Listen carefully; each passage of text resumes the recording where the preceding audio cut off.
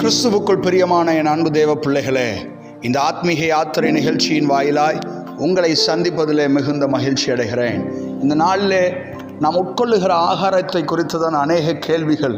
இது என்னுடைய சரீரத்திற்கு நன்மையை விளைவிக்குமா அல்லது தீமையை விளைவிக்குமா என்று சொல்லி கேள்வியோடு இன்றைக்கு ஆகாரத்தை உட்கொள்ளுகிறவர்கள் பெருகி இருக்கிறார்கள்.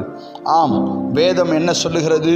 யாத்திராகமம் 23 அதிகாரம் 25 வசனத்திலே, உங்கள் தேவனாகிய கர்த்தரையே சேவிக்க கடவீர்கள், அவர் உன் அப்பத்தையும் உன் தண்ணீரையும் ஆசீர்வதிப்பார், வியாதியை உன்னிலிருந்து விலக்குவேன் என்று வாக்கு கொடுக்கிறார்.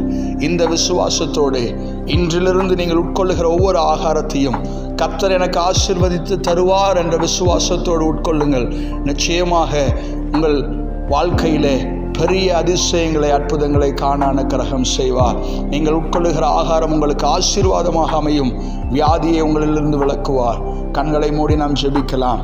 அன்பும் இரக்கம் நிறைந்த நல்ல தகப்பனே, இந்த விசுவாச வார்த்தையோடு ஜெபித்து ஆகாரத்தை எடுத்துக்கொள்ளப் போகிற ஒவ்வொருவருடைய வாழ்க்கையையும் அப்பத்தையும் தண்ணீரையும் ஆசீர்வதித்து வியாதியை அவர்களிலிருந்து விலக்கும்படியாக நாங்கள் ஜெபிக்கிறோம்.